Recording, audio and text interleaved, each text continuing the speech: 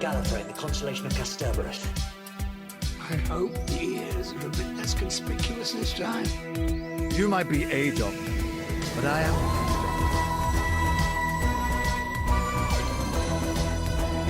I'm a doctor, but probably not the one who looks good. Absolutely fantastic. All of time and space, everything that ever happened or ever will. Where do you want to start? Hello, everybody, and welcome back to Big on the Inside, the new Who Doctor Who Watch On podcast. To round off Series 3 of Doctor Who, we are doing our tradition of ranking every single episode of the series in order of enjoyment. For those who don't know, because these videos sometimes do better than others, my name is Tim Saxby. Hello, you can follow me on Twitter at TimXSaxby, I think. And with me, as always, is my normal, amazing co-host, Harry Murdoch. Hello, Harry, how are you? I'm good, Tim. I'm very interested about this ranking. I think that Series 3 kind of surprised us in various ways. Do you want to kind of just share your general thoughts on Series 3 as a whole, expectation versus reality? Okay, so expectations were high because this was my first series of Doctor Who I ever saw air. My first episode was Doomsday, so I watched Doomsday, then went back and watched Series 1 and 2, and then Series 3 aired. So Series 3 was the first series that I saw air live as it went out on telly. So expectations were high to go back to it because the last time I probably watched this series in order was when it originally broadcast. At first I was disappointed because I felt the first half of the series was a little flat. There were some good episodes in there. In fact, one of my highest ranking episodes is from that first half. But then the second half came in, and I think there was a mid-season break when this aired for a week. And they show Still to Come trailer, and that Still to Come trailer really got me hyped for the rest of Series 3. So I would say 50%. I want to say I 50% enjoyed it, but I probably enjoyed it more than 50%, if you see what I mean. Yeah, I do. Yeah. How about yourself? Me, I tried to go without any kind of preconceptions that I usually do. I know kind of generally Series 3 is considered one of the best of the RTD era, often considered David's best and sometimes Russell's best series. Yeah. I found it all in some ways almost comparable to Series 1, which surprised me. The Series 1, as we know, is kind of Chris's only series. And for me, in some ways, this felt like almost a fresh start for David. Kind of Series 2, whilst it was David's first series, it felt like a lot of it was kind of resolving and bringing stuff that was started in Series 1 and bringing that to a close. And this kind of felt like, and also a kind of rejuvenation. And also I think that's helped by the fact that I feel like this is the series where Tennant really figured out what he was doing with his portrayal of the Doctor, and he's totally come into his own in that character in this series. 100%, yeah. I would be quite interested that when we finish the RTD era, to do a whole ranking of the series. So not go through every episode, but go through the series and rank the series in order of enjoyment, because so far they have not fallen in the order I expected them, but that's at least another series and a half away. So let's start our Series 3 ranking. We always start with our least favourite episode and go upwards. In the past, they've been pretty similar. The bottom, the middle, they jumble up a bit. And then the top 3, we normally have very similar top 3 episodes. So let's start at the bottom. Harry, what was your least favourite episode of Doctor Who Series 3? And we are including The Runaway Bride in this list as well. Okay, so my number 14, I don't want to jinx myself because I remember I was pretty confident with the last series that we'd have the same bottom. And I was wrong. This time, I do kind of feel quietly confident that we might have the same bottom episode, which is 42. Yes, we do have the same bottom episode this time, yeah. I'm going to put a little tick on my phone when we get them right so we can keep track. So why have you put 42 so low? I think for me, it was usually what it comes to with these kind of bomb episodes is that it's not that there's anything strikingly awful about them. I just find them on the whole,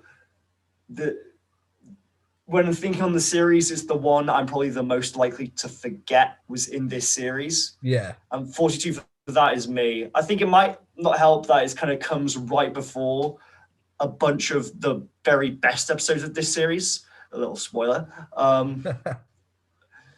42 is just easy for it to fall by the wayside because of that. But also just kind of, there are things I like about it. I like kind of the general atmosphere, just how hot and intense it all feels. Yeah. I remember Although you saying it's that kind when we of, first watched it. You said, this episode looks hot. You watch it and you can see the sweat, and the way it's lit is really well. The production value on this episode is great, and the production value across the whole series is great.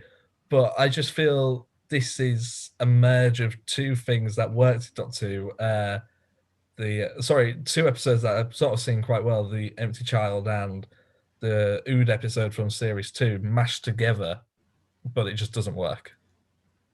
yeah, I was going to say the same, that it's kind of, there's nothing in this episode that hadn't already seen before. Like the whole burn with me, faceless enemy, like you said, very similar to the Empty Child. And then the general kind of being trapped on this base that's slowly falling to its demise, very similar to Impossible Planet and the Satan Pit. Yeah. And I feel like in both of those instances, those early episodes did those concepts better.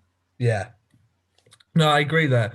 I don't think, like, I was going to say I'm a Chibnall here because that's not why this episode is low, but it just so I feel like it's a very well written episode, and the concept of it being 42 minutes, which is the length of a Doctor Who episode, that's quite interesting. But I just personally am not a fan of entrapment stories where they're trapped on a spaceship or separated from the TARDIS, and where impending doom is coming in as a countdown. I don't enjoy them because you know they're going to get out of there, especially when they're midway through a series. I find them to be very unsuspenseful, and I'm kind of just sat waiting for them to escape almost.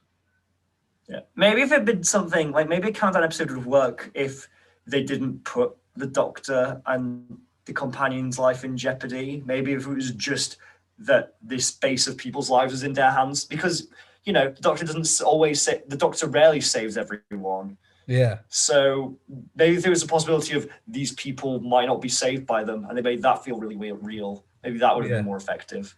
Yeah. So should we move on? Number 13 on our list. I don't think we're going to have the same one here, but what have you put? No, I don't think 13? So. This is my first two-parter, number 13 and 12, which is Daleks and Manhattan and Evolution of the Daleks. Oh, okay. Why have you put them quite low down then? Really, it's weird because I don't have any particularly negative feelings towards these episodes. In fact, I like Daleks. I like Dalek episodes. I know some people feel like the Daleks are overused, which kind of, because of contractual reasons, I understand they almost have to be. I'm not sure if that's right or not. I'm not sure. I think it is true, but I think they try and debunk it. Yeah, okay. This kind of the RTD era, they're still fun Dalek episodes, and I think there's a lot of fun things about them, especially kind of the ensemble cast. I really enjoy them. I enjoy kind of New York as a setting, although obviously later on in the series with Matt Smith, they're able to kind of do more with New York and Manhattan. Yeah. And this comparatively feels a little bit lesser, although still impressive in some ways. I don't really, I don't have a tangible reason for it being lower other than I like other episodes more than it. Yeah. I guess kind of compared to something like, say, Dalek in series 1, which did really interesting things with the Daleks, and then kind of Doomsday, which was really, really exciting. This comparatively is a kind of almost a lower stakes Dalek episode, which on one hand is interesting. On the other hand, when you start comparing it to other Dalek episodes, makes it feel a bit less impactful. Yeah, my issue with the Daleks is that they are either a series ender or a disappointing mid-season episode. If you put them at the end of the series, it's good but predictable. But if you put them in the middle of the series, you're like, oh, he's already faced his greatest enemy. So that either leaves you down to something new that we don't really know, or the Master. Which, if you watch Yeah. so far, series 1 ends with the Daleks, series 2 ends with the Daleks, series 3 ends with the Master, series 4 ends with the Daleks. So they just seem to swap them around a little bit, which is perhaps an issue, a structural issue that could be overlooked. Yeah. It's interesting that in New Who, the Dalek stories have always been either a holiday special, a series ender, or a series opener a couple times with Moffat, with the exception of this and Victory of the Daleks. And I think generally those two Dalek stories in New Who, by a lot of people, are probably considered a couple of the weakest. And I wonder if it is something to do with them being kind of mid-series episodes, and maybe there's something about the nature of the Daleks and how iconic they are, which means putting them in a mid-series episode doesn't quite work for them. I'm not Perhaps, sure. yeah. Well, for my number 13, I've put The Runaway Bride. I put that. Really? I've put it quite low because I remember when we watched it and we did our review, you said you seem to be disappointed that you are disappointed with the episode. I was annoyed. I was sort of felt a bit let down by it because I knew it had Donna in it, but I felt it was somewhat of a rehash of what we had the previous Christmas with the Santa Clauses. But I know that there are better Christmas stories to come, so I've kind of judged that separately as a Christmas story rather than an impact on the actual series, because it doesn't really have much impact on the series. Even when you look at the style and the tone of it, it is still very series 2, really. It's got that same sort of atmosphere, and it carries on from Doomsday more than it leads into Smith and Jones. But that said, it does have some really good moments in it, and there's some good 10th Doctor stuff in there. And it is really the first time we get the 10th Doctor on his own, a real 10th Doctor episode, because we sort of picked up on that series 2. Almost every episode, the Doctor and Rose are split up, but and it usually follows Rose trying to get back to the Doctor. Whereas this is the Doctor and he's split from Rose, and that isn't the storyline. The storyline isn't getting them back together. This is just the Doctor trying to help a new stranger out. And perhaps I have been a little harsh on it, but because I know it has some really good moments in it, and it is fun to watch. But I'm struggling to remember more than the key details of it. The bit of David Tennant running down the street and the car chase on the motorway. Those are the only two bits that really stand out. And I feel if it's got to be a high-ranking episode for me, it's got to have moments in it where I forgot that I enjoyed certain aspects of it, which is why other episodes are ranked higher, because they have parts in them that I'd forgotten about that when we watched them back, I really enjoyed. Right, I see. Interesting. Yeah. So I've already done my number 12 as part of that two-parter. So what's your number 12, Tim? My number 12 is Smith and Jones. Oh. Yeah, I feel so. I'm guessing. Let me put a little cross next to Smith and Jones on my list. So we've only got one so far out of our episodes correct. So Smith and Jones for me, I've put quite low, mainly for the same reasons. It does a really good job at introducing Martha and her character and how she is different to Rose from the start, and it has really good comedic 10th Doctor moments in it.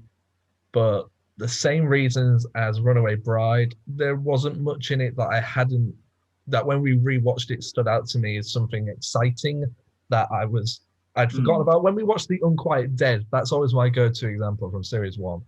I sat down, I was like, oh, it's going to be one of those boring episodes. But I watched it and I loved it, and I think I ranked it like second in my list when we did series 1. So I want to say that's the kind of thing I'm looking for, that sort of thing of not really thinking I'm going to enjoy it, but then really enjoying it. Whereas Smith and Jones, when I watched it, I had the same feeling that I had before I watched it. I wasn't disappointed by it, but I wasn't watching it and going, this is better than I thought. It was as I expected. Okay, I see. And that was your number 12, was it, Smith and Jones? That's my third one, so number 12, yeah. Yeah. Okay, so we're not too far off because Smith and Jones is my number 11. Okay, so how can you put it somewhat higher than mine? Like I said, the main thing that elevates it for me is that it's a great introduction to Martha Jones. And kind of, like you said, my favorite things about this episode are all the things that make her different from Rose and kind of exploring those and those standing out. And for me, it's just a great vehicle to introduce her as a companion. Yeah. But like you said, again, similar reasons to stuff like 42 that's not any higher is that while it's well executed, there's nothing I haven't seen already. Kind of the impending threat of the Jadoon. The Jadoon are cool. They look cool. They look great. I love how the Jadoon look, but other than how they look and sound as characters, there's not a ton going on outside of them aesthetically. And it's kind of, it's just sorry, go on. Similarly to kind of 42, like you said, it's kind of all takes place on one location and there's a countdown. And while neither of those are inherently bad things, they're things that we've seen a lot of times before. But I guess that's what the reason that it's fairly safe in those regards is so the focus really is on Martha and her meeting the Doctor and their back and forth and their instant connection. And that is the highlight of this episode. And I think that's what elevates it above 42 in my ranking. Yeah, I think we should also say that just because I often find that a bad episode of Doctor Who is often better than actual bad episodes of other programs. I could watch a bad episode of Doctor Who, but some bad episodes of something like Riverdale, for instance, or Peaky Blinders, or Line of Duty, or something like that, these other big dramas and, franchises, I couldn't watch because they would generally be bad. But a bad episode of Doctor Who usually has several redeeming qualities within it. Yeah. Well, these, I don't even consider these bad episodes, really. It's very rare that I could probably only count of the episodes we've watched so far. I'd be surprised if I could fill like one hand with episodes of Doctor Who that I could outright call bad. Because most of these, like 42 is maybe like a 5 out of 10 for me, maybe. But that's as low as I probably go in terms of when it comes to ranking these, if I were to give them a numerical ranking. Yeah, everything else is, So it's all still fun, easy to watch TV. Yeah, I'll do my next ones, which is my first two-parter. Daleks in Manhattan and Evolution of the Daleks. Whichever order they go in, it doesn't really matter. I think I've put them slightly higher because I'm maybe slightly biased. When I spoke with Miranda Raisin, who plays Tallulah in those two episodes, that interview's out now. Amazing response, and thank you to the people who have reached out who realized that Miranda was talking about them in the interview. That's really amazing that you guys are listening. So I feel like maybe when I watched it, I was vicariously watching it through her, and I knew that she had utterly enjoyed the experience and talked about fun Dalek stories and how fun it was working with David and what a showman he is and how great he was for the show. So perhaps when I was watching it through that and with that in mind. But at the same time, the same reasons you gave is it's a Dalek story that I don't really think was focused that well around the Daleks. It could have been any alien, really.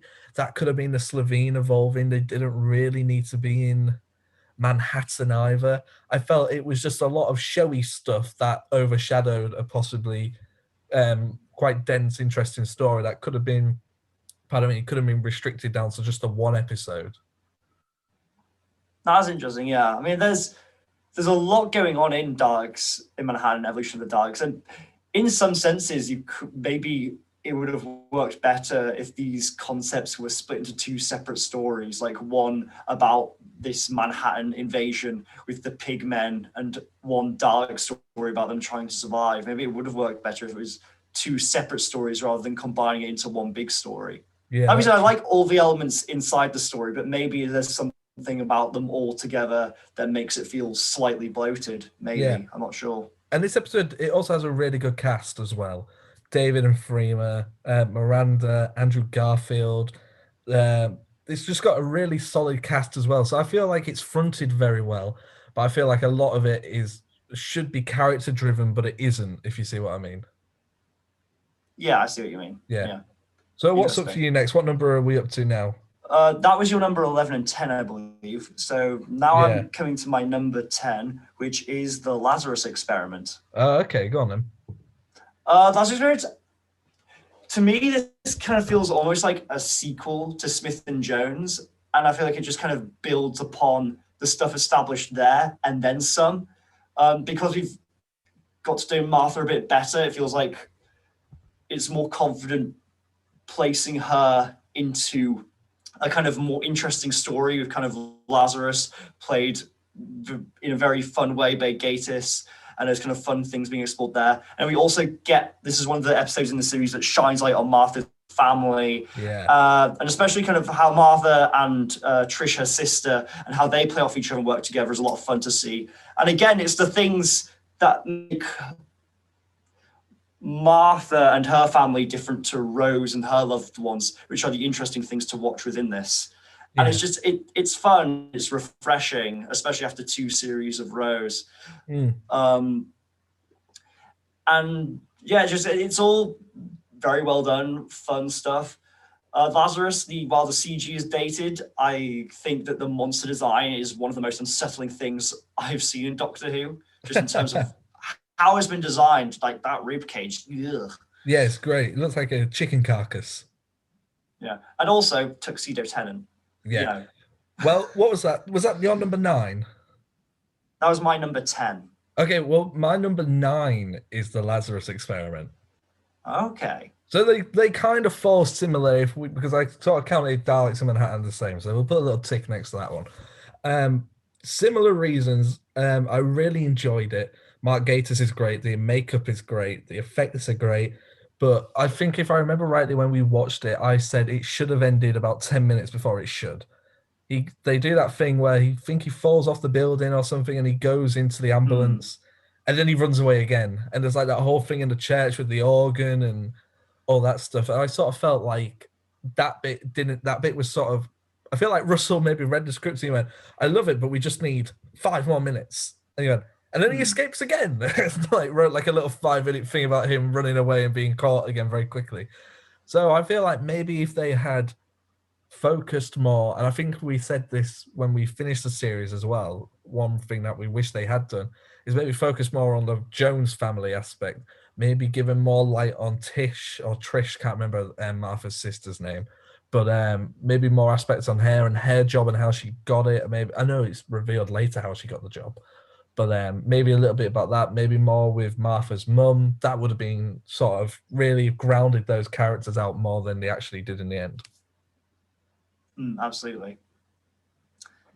So now this brings us to, this is my you've just done your number 9. My number 9 is the Shakespeare Code. Oh, okay, right. Go on then. What does that mean? No, you have to find out. Go on. I really like the Shakespeare Code. I think it's lots of fun. Oh, it's fine. So do I think it's a great. I don't know why you reacted like that. The 9s of... No, go on. You tell us why you've put the Shakespeare Code sort of bang in the middle almost. Yeah, well, I think that Shakespeare's character is a lot of fun. The way it plays with witches is really cool. It's just it's a pretty funny episode generally. The world building of kind of Elizabethan London. It looks great. Thank you, BBC period piece costume department. Again, we get a good light shone on Martha and kind of how she acts and her perceptiveness and the things that make her different to Rose. The way kind of she picks stuff up quickly and is quick-witted, and that's really great. I'm a sucker for Shakespeare. Shakespeare plays. I'm a real Thespy nerd. So seeing all that stuff in the Globe Theatre is really cool. Yeah, I'm kind of getting to the point where there aren't reasons why there's not like big gripes that I have with these episodes now. The Shakespeare Code is just an all-round strong episode, fun time, fun bit of Doctor Who. Yeah. It's kind of it's quintessential Doctor Who. That's true. In a lot of ways. Okay, so yeah, I mainly agree. I won't go into too much what I want to say about Shakespeare Code. I'll save it for when I get to it. But next up for me, I just said I do agree with everything you said. But next up for me, I've put Gridlock. Okay, is that your number 8? That is 14, 13, 12, 11, 10, 9. That's my number 8, yeah. So I put Gridlock at number 8 Okay. because if you had asked me before what my favorite episode of Series 3 was, I would have said Gridlock. Because I remember have vivid memories of watching it and then rewatching it on BBC Three. I remember that very well for some reason, and then it being repeated several months later and not being allowed to watch it because I had homework to do. And I remember it being Gridlock and being told I could watch Confidential afterwards instead of watching Gridlock, which was cool. But it is. I really love the world building within that and seeing all the different people in all the different cars. But at the same time, it just the macro element of it I felt could have been built on more.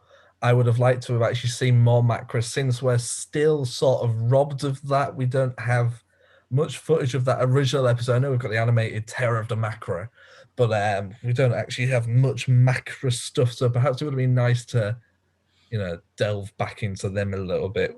And the makeup on it's amazing, and the effects are great, and the face of Bo stuff at the end is great. Had some really great stuff in it, but I sort of felt maybe too similar to Series 1 with the Doctor and Martha being separated a little bit. But yeah, I think I maybe found that aspect of it slightly predictable. He has to save her rather than that. I prefer it when the Doctor and the companion have to do something together rather than one of them trying to save the other, I feel. Yeah, totally. Yeah. I'll speak about Gridlock later. My number 8. This is where my ranking gets weird. None of the 3-part finale is right next to each other. They're sandwiched in between other episodes, which I wasn't expecting because watching them all back to back, they all felt pretty, in similar stead with each other. However, there's just this shows it's the tiniest things that are separating these episodes. Go on. So my number 8 is The Last of the Time Lords, the series finale. Oh wow! Okay, go on. Yeah. I think this is an episode with a lot of really strong stuff and some stuff that maybe go, I really enjoy seeing more of John Sim as the Master. We don't see as much of him in it. Find the whole post-apocalyptic stuff really interesting. I actually find the reveal that we didn't talk about this in the watch-along, but the reveal of who the Toclophane are and how that links back to Utopia, I forgot all about that. And that's probably my favorite part of this episode. And that's really creepy and disturbing, and especially like the prosthetic makeup special effects, whatever you call it, they do for the inside of that is like the scene where the Master dies and the Doctor holds him in his arms, as well as the scene right before that where Martha's mum is talked down from shooting him. Then all the stuff at the end with Martha choosing to leave the TARDIS is really cool to see, and just a refreshing exit of companion not being forced to leave or dying or tragically separated by just saying, I've had my fill, I know what I want to do in life, and it's not with you. I just think that's great, and I wish we saw that more. There's a lot going for it. The questionable stuff, the only thing that kind of pulls it quote unquote down is just the whole resolution of people's prayers for the Doctor saving him. Right, which if there was just a bit more of a tangible sci-fi based explanation for why that worked, I wasn't quite able to follow the logic watching it. I feel like if there was just something a bit more tangible explain how that worked, I would have been absolutely fine. This episode would have probably been a bit higher. But as it stands, it's still a very satisfying finale with a lot of great, big emotional moments. Yeah, what number was that, sorry, for you? That was my number 8. Okay. Do you want to do your number 7 as well? Oh, that's strange. Okay. Sorry about that, everybody. We had a brief technical glitch with Zoom. Harry, do you want to go in with what I believe is your number 7? That's right, my number 7. And at number 7, I have put Gridlock. Okay. So it's a little put that at number 7. It's a little bit higher than yours. And a lot of the things that you said are the other reasons I've put it on. I really like the world building that it's done, adding to New York. I think that's the right amount of news. New York. Oh, I had nowhere near the right amount of news. I also kind of, and it was kind of great to see kind of like a conclusion to the why unofficially called kind of the New Earth trilogy, or maybe it'd be better to call it the Face of Bo trilogy, The Bology. the Ambology, something like that. On top of the Face of Bo, kind of his death scene, considering how little time actually spent with him, it was a weirdly kind of poignant and touching moment, and you could really feel like how much the Doctor connected with him in that moment, and it kind of that's a lot of the Doctor's character that he was able to form that connection despite only brief encounters. Although I think the thing about this episode that really stood out for me and made it put it kind of at the top half of the list is that it probably has my favorite moment between Martha and the Doctor at the very end, where she refuses to come with him until he opens up and talks to her about his life. And when he opens up, starts talking about Gallifrey so kind of wistfully and mournfully. I think it's a great moment for the pair of them. One of the best moments for Tennant's Doctor. I think that's a beautiful moment. And that in particular is what really elevates this story for me to this spot. Yeah, no, I agree. I'd forgotten about that. Maybe if I remember that, I would put it slightly higher. But coming up next on my list is another two-parter that I'll go through separately. But first, I have the sound of drums. The sort of second installment of the final three. Mainly, I've put it the lowest out of the three because I've really felt it set up to the Last of the Time Lords more than it did anything else. I felt there was perhaps a lot of re-explaining for audiences who weren't familiar with who the Master was, which is okay for the time of airing, but obviously since then everybody knows who the Master is and people are really familiar with that, so that's not really an issue anymore. So I suppose that's maybe slightly harsh to judge it on that. But the reason it's probably the lowest of the three, and I'm sort of getting into that point in my list now, is where there's nothing wrong with it. It's just other episodes are better than it. Absolutely. Yeah. That's often what it comes to when it comes to ranking the higher half of the list. Yeah.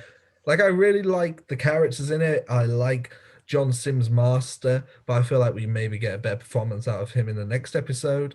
I like that Jack's back. I like Jack. I like the Doctor. I like Martha. I like Martha's family.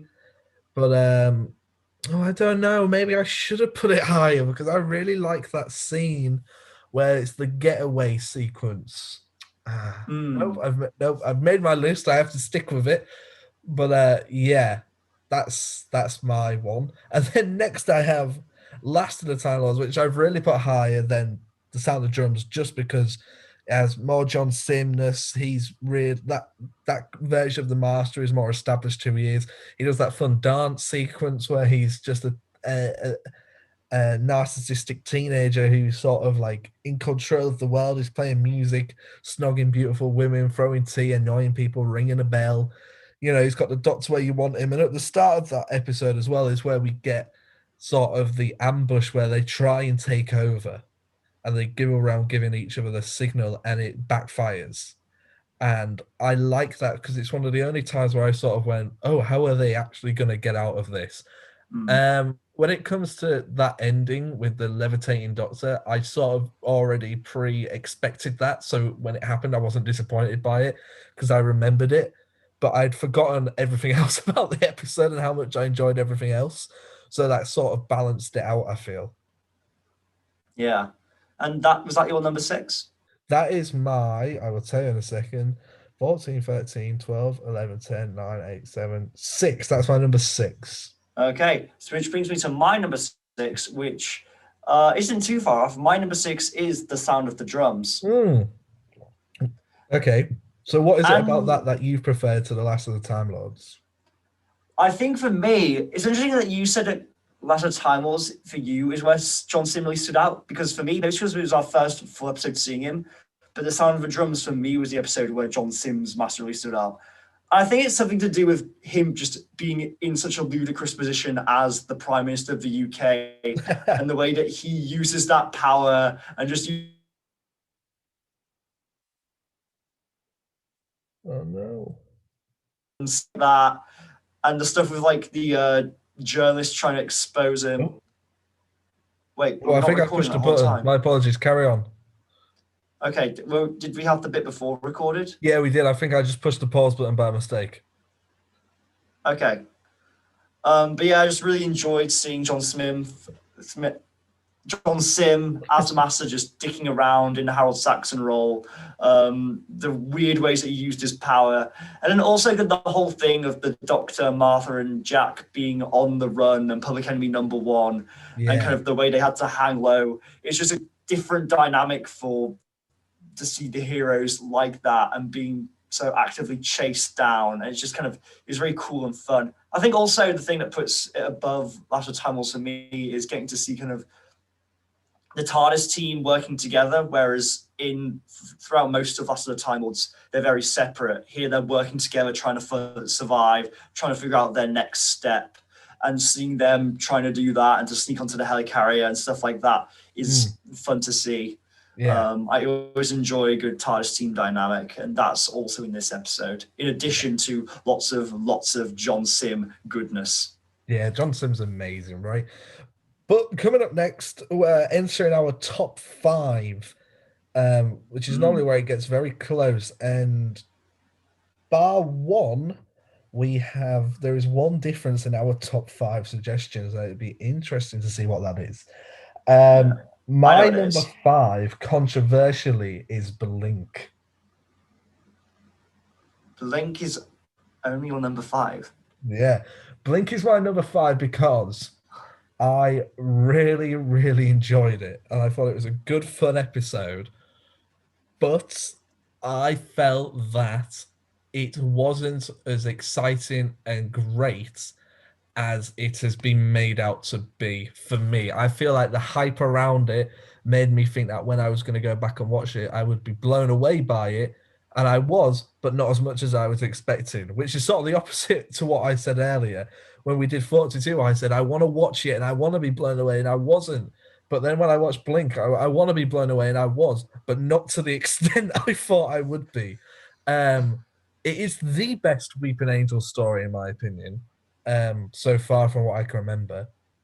And it's a really good character-driven story, and it's really well acted, and the timey-wimey stuff in it is perfect. But the only thing that put it low on my list is the fact that it wasn't as mind-bendingly amazing as I think people have made it out to be. Okay, interesting. My number 5. 5, and I feel I won't ask you for a lot of your opinions on these because I feel like we're getting into similar territory. But what is your number 5? Yeah, my number 5 is very, very, very different. My number 5 is the one that you don't have in your top 5 because you've already said it. It's The Runaway Bride. Oh wow, that was my second least favorite episode. Okay, I had so much fun with this one.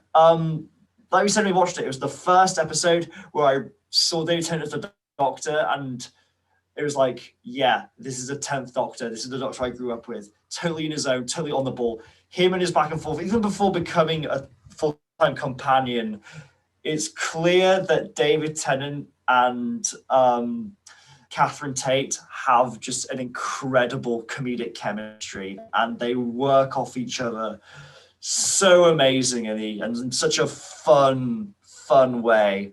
Yeah. And that for me was the kind of heart of this episode and the thing that really carried it all the way to my top 5.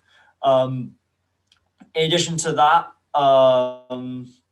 the way that it kind of explored the Doctor kind of getting over Rose, but without it bogging him down, was really interesting and I think really well done. Like you said, there's some standout scenes like the chase scene, and also I find just the flashback scene of Martha talking about her fiance.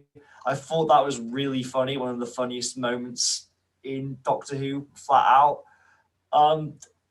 Yeah, but the cool thing is just Catherine and David and how they play off each other is just so addictingly fun to watch. It's got me really excited for series 4, where we're getting a whole series of that.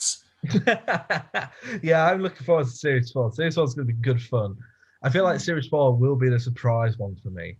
I was expecting this to be one that I was really gonna like lose it over, but I think series 4 might actually be that series. My number, sorry, I'll go. Yeah, number 4. So we're getting close to top 3 territory. Number 4, just missing out on my number 4 is one you've already run down, and I've put the Shakespeare Code at number 4. Okay, what put it so high for you? This was my Unquiet Dead. This was the one where I watched it and I'd forgotten how much I enjoyed it. I watched it and I thought, oh, this was really good fun. And I think Dean Lennox Kelly does an amazing William Shakespeare. He looks like I would think William Shakespeare looks. If I had to draw him, I would draw Dean Lennox Kelly.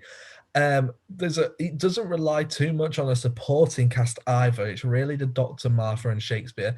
There are supporting actors, Matt King from Peep Show's in there, and the witches as well. They're fantastic.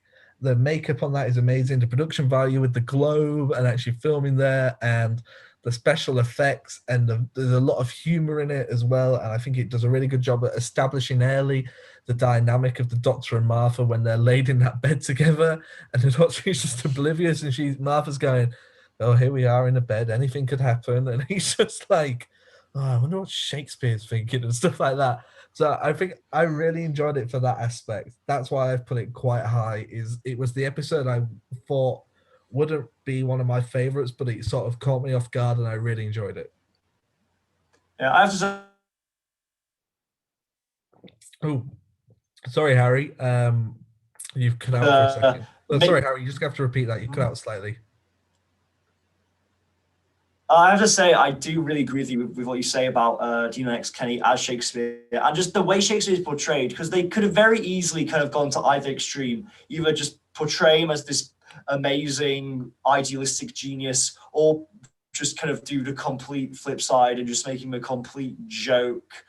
But they don't. They actually kind of manage to successfully have their cake and eat it. Yeah. That they portray him as, this, a bit of a lad, a bit of a jokester, and do subvert your expectation of Shakespeare. But at the same time, you can tell that he's a really smart guy at the same time. And he is one of, if not the smartest guy in the room, even with the Doctor present. I think that's great. Yeah. So what's your number 4 then, Harry? Are we on number 4? Have we got your number 4? Yes, we are at number 4. And my number 4 is Utopia. Oh, okay. So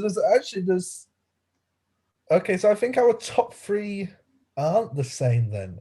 No, they're not. Well, you've already said Blink, so definitely not. Oh, okay. Right. Okay, so go on. Yeah, my number 4 is Utopia. And I think this thing that makes Utopia great for me, and I said at the time, obviously kind of the whole super far distant future Earth is really interesting and it's cool, but it's just everything to do with Derek Jacobi, both as Yana, sorry. Shada is a very different thing.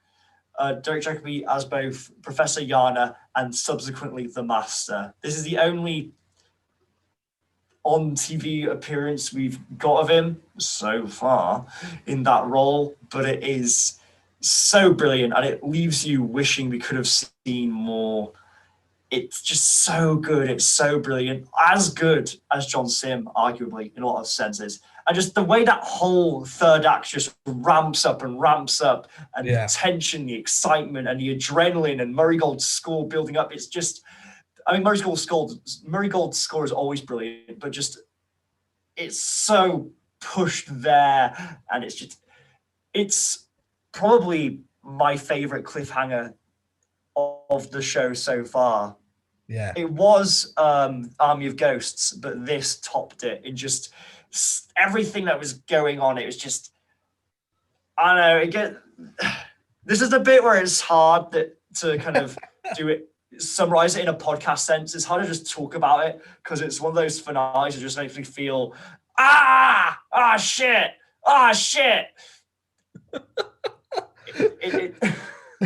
Right. Yeah, I know what you mean. You can't really describe it because it's how it made you feel. So you just want to like make noises. Yeah, it's just such an exciting. It's just such an exciting thing, and all the moments before that between Yana and the Doctor, and Yana and Martha, and everything like that. It's all just. It's great. It's great. It's the perfect way to kick off the finale. Yeah. And it kicks off the finale in a way that oddly eclipses the finale that follows, which I don't know if that's a positive or a negative. I'm going to take it as an overwhelming positive just because of how... Right, okay, so we're going into the top three. Let me kick it off with my third place. Going in at number 3 on my ranking of Doctor Who Series 3 is Utopia. Utopia is my number 3 for exactly the same reasons you just gave. That third final act is, well, you just did it justice. Would you like to do it again, Harry? How would you describe that third final act? Shit! Oh my God, it's all happening! That's it. And I know it's coming, and I know what's going to happen. I'm watching it with a big grin, and I'm going, "Oh yes, yes!" As I'm watching it, it's brilliant, and I'm going, "It's the Master," and it's fantastic, and it really rewards classic fans and people who have done their research on it by telling them who the Master was, by knowing who the Master was, and bringing that character back. But also the element of bringing in a new Time Lord is also very exciting for people who didn't know who the Master was beforehand. And I think it does a really good job of balancing that out for both audiences. So yeah, there you go. Your number 3, Harry, is what? I got a two-parter here. It's the last two part of the series. Human Nature and the Family of Blood is my number 3 and my number 2. Oh wow. Okay, our lists have been very, very different, but go on. Sometimes it's only been different by like 1 point though, if you look at it. Human Nature and the Family of Blood, they're just great, really strong, one of the strongest, if not the strongest, two-parter story in New Who. Just a great what-if exploration of what if the Doctor didn't have to be the Doctor? What if he could just be a normal guy and live a normal life? Would he be happier? Would the world be better? And it kind of asks all those questions, and it doesn't really give definitive answers to them. It's a brilliantly written, brilliantly paced episode. Not a single scene feels wasted. Everything feels worthwhile. It completely justifies being 2 parts. The setting's really interesting. Again, it all taking place in the shadow of the upcoming war. The Family Blood themselves are great, really creepy villains. And the fact that they're done just with human actors without the need of any kind of excessive alien prosthetic makes it all the better and all the more impactful. There's just a lot of great things going for this story. There's loads within this story. So much of it's happening, but none of it feels bloated or excessive. It all gets enough time in the limelight and enough development. It's just brilliantly crafted. Yeah. Okay, right. I do agree with you, but by power of deduction, my number 1 and 2 are Family of Blood, Human Nature. Have you already done your number 3? Yeah, I did Utopia. Okay. So this is your number 2 and 1, is the stories I've just said. Okay. Yeah. So my number 1 and number 2 are yours. Because I loved the John Smith aspect. And I loved that. And I loved how at the very end, the matron says, if John Sim had never arrived, would all those innocent people have died? Which is something that we've been echoing from the very first episode almost. If the Doctor didn't turn up, would all these people die? And the answer is very often no. And I really like that. And I think it sets off something within the Doctor, that sort of dark 10th Doctor that we're going to grow to know, Time Lord Victorious and all that kind of stuff. Um, I mean, I don't know how I can describe how much I love this episode. To separate it from what you've just said, on a personal note, this is my mum's favourite episode of Doctor Who. And I know that this is also her favourite series, and we would watch this go out live together. So I enjoyed watching it because it reminded me of that when I was a kid. And I would watch this with my mum, and knowing that this is her favourite episode as well. I kind of really enjoyed that aspect of it. And I don't tend to like the period piece episodes. I'm very much liking the Doctor episodes where it happens on Earth now. They tend to be my favorites. But I really enjoy this one, and I like how it tackles race. I like how it tackles the thought of war, and how Martha, somebody who knows what's coming, in a sense of World War II, I want to say, how she sort of knows about that and how she is sort of preparing for that. She can't really do anything about that. And I think that's great. And David Tennant's performance in this, I can't remember if you mentioned this just then. So if I start treading the same ground, we'd say. But he doesn't play the Doctor, he plays John Smith. And I would love to maybe have a What If series from Big Finish with John Smith and the Matron and the stuff they got up to. And it's Paul Cornell, who is amazing. And it's so sad that this is his last so far live entry to Doctor Who. We have books and comics and stuff, but this is the last one, and I feel like that really gives it a big crescendo ending. And man, I just loved it. It was amazing. Absolutely. I mean, what you say about John Smith and Tennant's performance is, I mentioned it already in the watch along, but I just got to mention it again, just like how subtle it is. Like, it isn't any kind of big character transformation. It's just very subtle shifts in just kind of the speech pattern and the physicality that communicates so clearly that this is a different character and not the Doctor. It's probably one of Tennant's best performances in the series as a result of that. Yeah, no, you are right. Which is strange because it's in some ways a Doctor Light episode as well, because there isn't much Doctor in it. David Tennant's in it. There's not playing the Doctor. And often we've mentioned in the past how the Doctor Light episodes tend to be the best, which I can sense coming from you in a few minutes. But so maybe that leads into it as well. Maybe the what's important in Doctor Who is to have the presence of that character rather than actually have him there. And then when they're gone, you feel the impact of them being gone. Yeah. And what that means for everyone around him. Because this is an episode where the Doctor is talked about a lot by different people with different perspectives. Like there's the kid Tim who has the chameleon arch, and him talking about how he kind of feels like the ocean and the fire and from the perspective of the family of blood, that fury of the Time Lord. And then, of course, at the end, how the loss of John Smith affected her, and what the Doctor, how he's affected her. And Martha talks so much about the Doctor. It's a great episode for just kind of exploring who the Doctor is as a character without the Doctor even having to actually really be there. Yeah, that's true. So that's my list. That's my 14 episode ranking. Harry, would you like to top us off with your final entry into Doctor Who Series 3 ranking, which is what?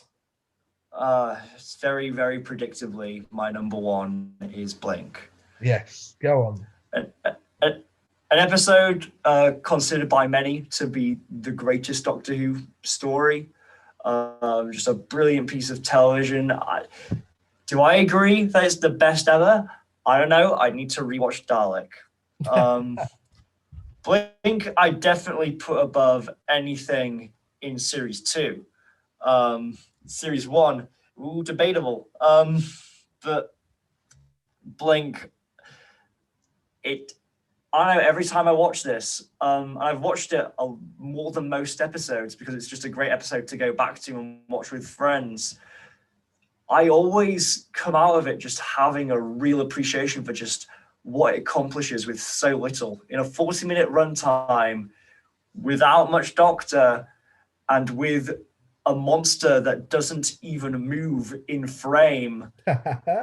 It's scary, it's clever, it's witty, it's funny, it's super well paced, and it's clever, and it uses time travel in a way that's really clever, but even as a kid I can understand it, which cannot be said for a lot of sci-fi concepts in Doctor Who. As a kid, a lot of them went over my head. I don't get the general gist of what was going on, but not in the way that I understood Blink. And just kind of the way it plays with the narrative and the way it's all put together in a way that's still so clear and used to follow, and yet there's still a mystery being pieced together. I could just rant lackadaisical about how much I like Blink. I know you found it a little underwhelming, but I feel that it deserves all the praise it gets. Oh, that's great. I would always rather people enjoy an episode than hate an episode. So the fact that we disagree on something, what is our favorite episode, doesn't bother me, because I would rather people talk about how much they love something like Blink rather than going, don't like it or whatever. Yeah, by the way, have you also, there's a pretty catchy song that came out of it. Have you ever heard of the band Chameleon Circuit? Yeah, I think I have, yeah. Yeah, like this kind of a Doctor Who themed rock band, I think is the best way to describe them. They've kind of done almost concept albums based off New Who. And I've not listened to most of their songs, but one song which I do find a bit of a blop is called Blink, where it is basically just the episode of Blink turned into this kind of I guess alternative rock song. Not super alternative, maybe indie rock is cool better to describe it. Well, people should go and check those out. I figured yeah. I put a thing out on our Twitter just a few moments ago. What are your top 3 episodes from Doctor Who Series 3? Leave your thoughts in the comments and they might get read out on a podcast. So go over to our podcast, go over to our Twitter, and follow the podcast at Bigger on the Pod, because Josh Dutton here, he says his top 3 episodes in order. I'll start at number 3. So apologies, Josh. Number 3, he's put The Family of Blood. Number 2, Smith and Jones. And number 1, Blink. So he agrees with you there. On Instagram, I put the same message out. Samuel Norris, hello Samuel.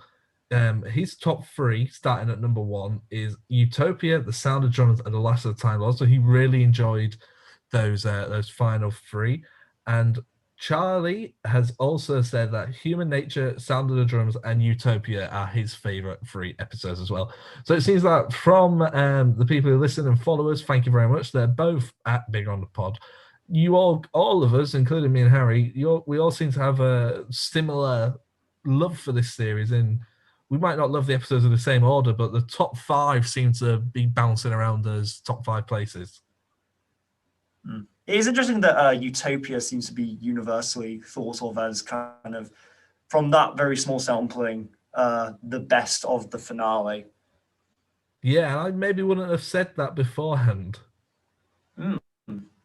So yeah, that's cool. Interesting. Anything else you want to say, Harry, about Series 3? Anything that we haven't mentioned that you would want to mention?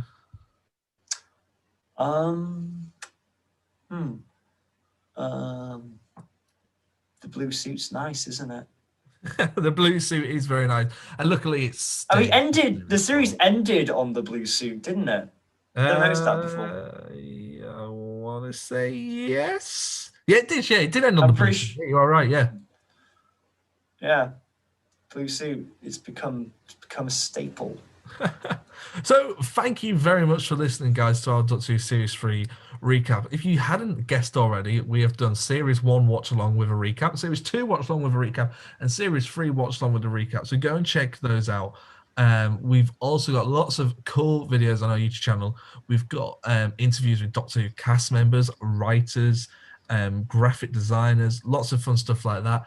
Doctor Who YouTubers are also appearing. We've got reviews, news, all kinds of fun stuff for you guys to go and enjoy. Series 4 is on the way. Some news about that coming as soon as Series 4 lands. We will mention it in the very first episode, if I remember. So make sure you all tune in for that and subscribe, whatever you are listening to this on. If you're listening to this on YouTube and you would rather listen to this via a mobile podcast app, it's available on all the best podcast apps: Spotify, Google Podcasts, iTunes, and the rest. And likewise, if you're listening to this on one of the podcast apps, it's also available on YouTube, where you'll get much more content and lots more bonus stuff. So go and check all that out as well. Harry, do you want to plug your Twitter? We never really plug our Twitters, but mine is at Tim X Saxby, and the podcast is at Bigger on the Pod. Harry, do you want to do yours? My Twitter, I don't even post on Twitter. Why would I want to follow me there? Well, there you go then. If you can find him, you've found him, and he's all yours. But until then... it won't be that hard to find me. It won't be that hard to find me, let's be real. But thank you very much for listening, everybody, and we will see you later in the week for our Time Crash review. We're going to be talking about Time Crash before going into Voyager Dan, before going into Series 4, so you've got lots of fun stuff to look forward to. I'll say goodbye. Goodbye, everybody. Harry, do you want to say anything at all?